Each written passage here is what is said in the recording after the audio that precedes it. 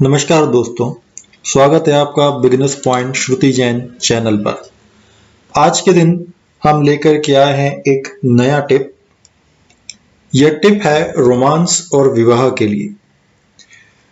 दोस्तों, घर का जो दक्षिण पश्चिम कोना होता है वह रोमांस और विवाह के लिए होता है। साथ ही साथ परिवार में दाम्पत्य जीवन में भी अगर हमें रोमांस और विवाह अच्छा बनाए रखना है तो दक्षिण पश्चिम कोना बहुत ही महत्वपूर्ण होता है। इसी दक्षिण पश्चिम कोने के अंदर आपका शयन कक्ष यानी कि बेडरूम होना चाहिए। अगर आपका बेडरूम इस दक्षिण पश्चिम कोने में है तो आपका रोमांस और विवाह की जो लाइफ है, दाम्पत्य जीवन है, वह बहुत ही अच्छा होगा। इसी के साथ साथ अगर आप अपने शयन कक्ष यानी कि बेडरूम के दक्षिण पश्चिम कोने में एक लव बर्ड रखते हैं, या तो वो दो डक हो सकती हैं या फिर किसी भी दूसरा पक्षी भी हो सकते हैं जो लव बर्ड्स हैं, लेकिन ध्यान रहे कि यह एक नर और एक मादा, एक मेल और एक फीमेल ही होने चाहिए। इसी के साथ साथ यहाँ पर जो लव बर्ड्स हैं दक्षिण पश्चिम कोने में जो आप रखने वाले हैं वह एक या तीन नहीं होना चाहिए, वह सिर्फ दो ही होना चाहिए और उनमें से एक नर और एक मादा होना चाहिए। अगर आप ऐसा करते हैं तो आपका दाम्पत्य जीवन सुखमय बना रहेगा और उसमें रोमांस हमेशा बना रहेगा। लेकिन अगर अभी आप विवाहित नहीं हैं और आप अपनी विवाह जल्दी करना चाहते हैं या विवाह के शीघ्रातिशीघ्र इच्छुक हैं, तब भी आप अपने शयन कक्ष में अपने बेडरूम के दक्षिण पश्चिम कोने में एक लव बर्ड को जरूर रखें। जरूरी नहीं है कि आप लव बर्ड जिस तरह से दिखाए गए हैं ऐसे ही आप रखें।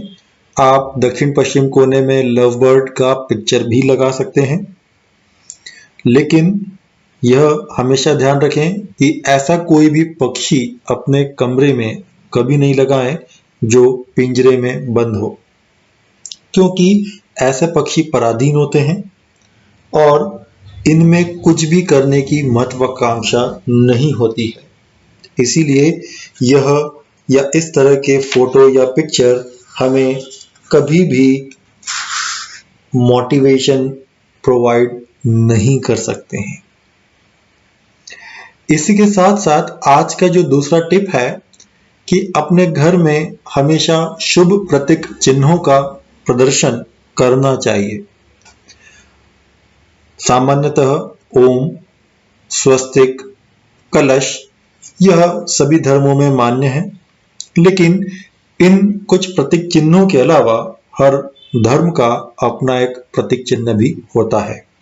तो ऐसे जो भी प्रतीक चिन्ह हैं, ओम, स्वस्तिक, कलश या फिर जिस भी धर्म को आप मानते हैं उसके जो भी प्रतीक चिन्ह हैं उन्हें अपने घर में हमेशा लगाना चाहिए और ऐसी जगह पर लगाएं जहां से वह सभी को दिखें।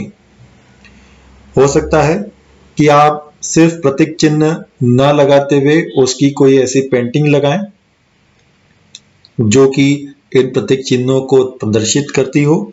तो किसी भी तरह से आपके घर में इस तरह के जो शुभ चिन्ह हैं, प्रतीक चिन्ह हैं, उनका प्रदर्शन होना चाहिए, तो वह शुभ माना जाता है।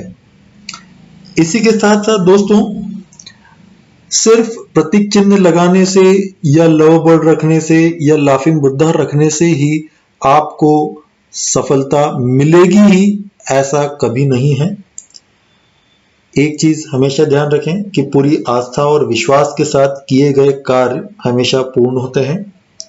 अनास्था और बिना पूर्ण विश्वास के किए गए कार्य कभी भी पूर्ण नहीं होते।